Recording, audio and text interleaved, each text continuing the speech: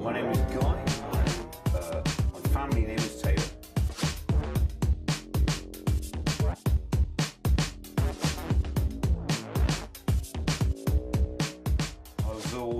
I've always been on the wrong side of the law as a younger man. I've been in Borstal. I've done 8 years in prison. You're not sentenced to. And I was always on the wrong side of the law. I always knew there was some sort of thing going wrong. I'm an only child. My father was a scrap merchant, self-made man. He owns a lot of property around the town, and I went around on my own little merry way, doing my own little merry things, being quite happy. When my father died in 2005, then I inherited all his properties, which is about several £1 million worth, unencumbered. And obviously you think it's going to be the life of Riley, like winning the pools. Far from it. We then decided that we're going to challenge the system, because far from being rich by having assets, you're becoming poor.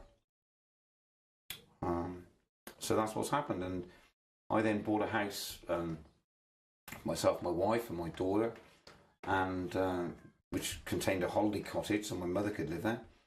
And then we were paying, at that time, the first time in my life I paid tax. I never worked before that. I worked in 1979 for a local chicken factory for 6 weeks, and that was in 1979. And in 2005, back in 1979, if you your first £2,000 you could earn free, tax free, and in 2005 I was still on that. No, I didn't claim benefits. I didn't. I just done my own thing. But when my father died, of course, they're looking at me for getting hundreds of thousands of pounds for what he's earned all his life. So problems arose. I then bought a property for myself and my mother. So my mother had her own property and her own premises, and for my wife and my daughter. And I paid a lot of money for it, and I was paying £3,000 a year council tax, which equates to equivalent to £90 a week for a black bin bag on a Wednesday. Well, then I discovered, which got me really cross, I started getting involved in the Freeman stuff and Robert Menard stuff, and, again Mark Stevens and Bill Thornton, people like that. And I started taking an interest. And then I discovered that what they'd done is the holiday cottage is part of my property. The council had snuck up to my mother, bless her, who I tried to give her a free place, to live for her retirement, and we're getting £1,000 odd a year for the holiday cottage on my premises, which was paid for in my council tax. I was pretty cross about that, and my mother hadn't told me, and she'd done it for a couple of years. And I wasn't impressed with that, and so I started challenging it. And when I started challenging it, I started discovering that it's completely unlawful. And I mean unlawful as I could prove in law. And black letter law is actually statute law, but I could prove it in black letter law, in statute law, that it was unlawful. So I started challenging it, and that's what I've been doing ever since. And well, back in the 70s, for instance, I was arrested for breach of the peace and things like that. During the 80s, I was a naughty boy. So during the 80s, we were in a capitalist society, and I believe that he who's top of the pile is best. So I operated in that illusion, and I ended up getting involved in a load of counterfeit American dollars back in the late 80s and distributing them. And I had a trial, which resulted in me getting 5 years in prison. But I had another trial on top of that in 1991 at the Old Bailey, which went on from, I think it was October the 6th or 9th until the end of November, involving conspiracy to defraud the United States Treasury and handing stolen British passports. I was found not guilty of that, but I was already doing 5 years in prison, so it was a result, But the bottom line is, I hold no fear for these silly little civil things to start with, because it doesn't really, I've lived a different life. But now when I've got guys knocking my door and giving me statutory demands and stuff for thousands of pounds, which for? What for? I started getting pretty cross. And then when I started investigating, I started off on the old conspiracy theory things, 9/11 and all that, and I could see that what was happening was these things are true, but what can I do about it? All I can do is spread the information. And what I thought I can do something about is the nuts and bolts of law. Because when I was in jail, and I spent behind the door 8 years in jail, not sentenced, but beyond the door. So what I decided was I studied archbolds, and because the object of the exercise when you're in prison is to get out. So I've appealed, and I've been to the Strand, and I've done all this stuff before. So I've always been a barrack room lawyer in jail. So I decided that I was going to analyse this stuff. And when I come across Robert Menard, I decided that this man's telling the truth, and I'll investigate to make sure that I'm right. And I discovered I was right. And this chap from Canada was telling us, he chucked the ball to us and told us stuff that we really needed to get sorted. And that's what we've done, and this is what we're trying to do. And so it holds no fear for me, these guys. So this is what we're trying to do now in this country now. I know with some wonderful people of totally different dispositions to myself, ex-MPs and police officers, and all sorts of us are all of the same opinion. The first page that we're on is that we're being treated like rubbish in this country, and when we basically need to sort it out. And so what we try doing is the technical nuts and bolts of the law we're dealing with. And so I've got knowledge in common law, and there are wonderful people who I deal with who are, say, the one particular man, John Hurst, who's an ex-police officer of 30 years experience in the Metropolitan Police, and he's a vacuum cleaner for information in statute law. And between us, 30 years ago we wouldn't have even sat in the same room, but we know that there's things going on, and we've become great friends, and between us there's wonderful people throughout this movement. We all know we're all being stitched, and it's not going to happen. We're not going to have it.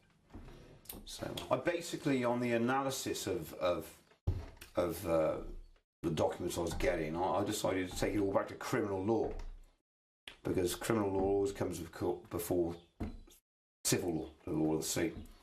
So when I realised that they were operating absolutely criminally with us in civil cases, and in fact the only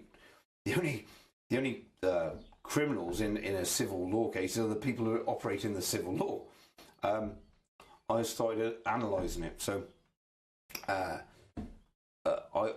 as I say, with council tax, that was the first. I pinpoint, I ring fence that as my objectivity. So that's what I've done. And then we came across Roger Hayes, who we did the thing in Birkenhead with. And I had been trying for a considerable amount of time. I always tape record my proceedings. I always serve notice on the courts, and because I've got all the information, and I always try to make sure there's a record. It's a court of record, and a court of record is a court de jure, a common law court, not a consensual court, which they've blagged you into going to. So I've always recorded proceedings, and I've been I've been telling judges and magistrates I'm going to arrest them for the last year. And when I came across what the British Constitutional Group were doing, and they were going to court, and basically they were talking to the judge and telling the judge he was behaving unlawfully, and the judge was saying, well, and I could see what was going on. They were just talking porridge, the judge is thinking you're consensually here, and the British Constitutional Group saying, yeah, well, based on the Constitution, yeah, but you're constitutionally here. And look, you could talk porridge for 17 years, it ain't going to change, you know what I mean? What you need to do is you need to establish jurisdiction in that court, and the jurisdiction is that if they're breaking the law, the judge, the court officials, then they get arrested. Then it becomes criminal law, and that's got the jurisdiction to kick the civil stuff into touch. And so I explained this to Roger, who in fact was probably the first guy who got me on the page for this, because his stuff that he dealt with before was the one that inspired me. And what we got to do, we got to arrest these judges. They're breaking the law. Once we're sat there, it's a consensual procedure. I mean, if two people have got an argument and they ask for an independent person can you please adjudicate on this independent, look, me and you've got a row, can we adjudicate on it? And we'll go with whatever you say, you're the consensual body. We all consent for your opinion, and this is what is happening to people, and it's been done tacitly. We're not realising this, and this is the problem. And this has always been the problem, but we haven't realised it because we think we're going to court of law. We're not going to court of law. We're going to court of legal fiction. And so I explained to them that we have to arrest these individuals. And so I spoke with the British Constitution Group and explained to them what I've been doing, and explained listen, I'm not a man who sat here as an armchair philosopher. I know I've been trying to do this in one form or another in Hereford courts. And that's why if I go to court for a council tax, they've got police in there, and we haven't got magistrates anymore. We have a district judge. Well, then I'm very angry because the district judge is the most corrupt individual you can imagine. He knows what I'm saying is true. And I've been doing this some considerable time. So I think the marriage between, and certainly the honeymoon period between us at the moment, because we're all on the same first page, is that, and they accepted what I was saying was correct. But of course, we need then to instigate what I'm saying, because what I'm saying is correct. But we need to do this stuff. No good saying I'm going to arrest you and have a chat about it later. We need to start nicking these people. And if these guys are breaking the law and they're in front of us, it's our duty to arrest them. And they are.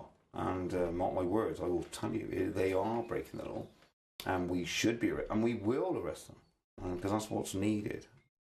We're not breaking the law. We're going to, I was going into court, and because I knew they've dumbed down their own system so much, that the people in that courtroom, people used to say about, going in and my inalienable rights intact, and, we're in the dock, and we know it's maritime law. Listen, we know all that now. That's Freeman, and people are interested in this, who investigate it. But the people who don't know it are the people in the court, because they've dumbed down their own system to the extent that they don't know what they're doing. So we don't have to worry about the dogma of that so much. What we need to know is this. We're on dry land. I am a human being. I don't consent, and this is a common law jurisdiction. I'm that triangle. I'm a human being. I don't consent. This is a common law jurisdiction. They can't take it away from you. Statute law is a nonsense. It's they can give you a liability order for £1 million, and if you read liability orders, rules under council tax, they could charge every person in this country £1 million.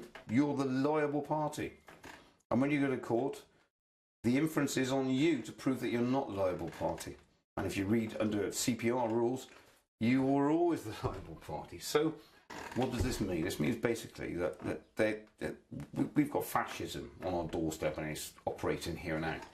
So we've got to stop this, and we've got to realise that we're a common law jurisdiction, and that it is all by our consent. If we create harm, injury or loss to another human soul, we're guilty of it. We've done something, okay? Other than that, it is all consensual, and it is all a nonsense. And investigate the facts yourself. Don't believe me. Don't think I'm sat here on a chair telling you stuff, because at the end of the day, if you go and investigate it, and you will find that what I'm saying is correct, and go on your own path and investigate and come to the conclusions you come to. And hey, join the table, because we all need as many conclusions as we can, so we can all operate and beat this parasite that's been on our back for a long, long time.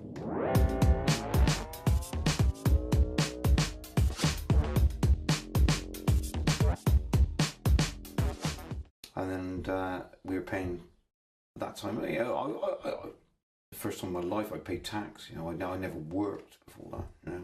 I worked in 1979 for a local chicken factory for 6 weeks, and that was in 1979. And in 2005, back in 1979, if you your first £2,000 you could earn free, tax free.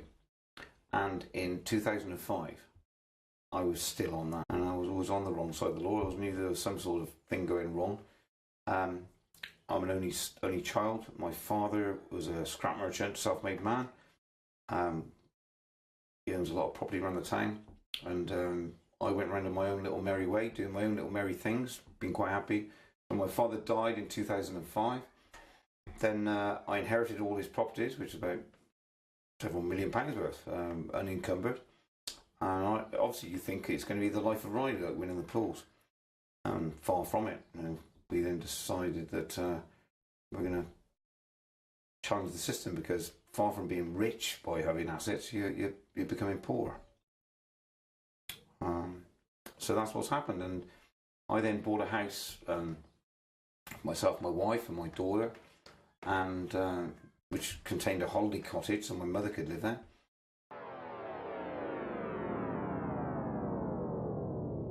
My name is Guy. My family name is Taylor.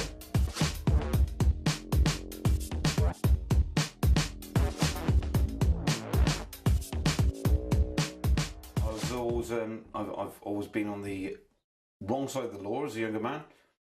I've been in Borsal. I've done 8 years in prison. You're not sentenced to. No, I didn't claim benefits. I didn't. I just done my own thing. But when my father died, of course, they're looking at me for getting hundreds of thousands of pounds for what he's earned all his life. So problems arose. I then bought a property for myself and my mother. So my mother had her own property and her own premises, and for my wife and my daughter. And I paid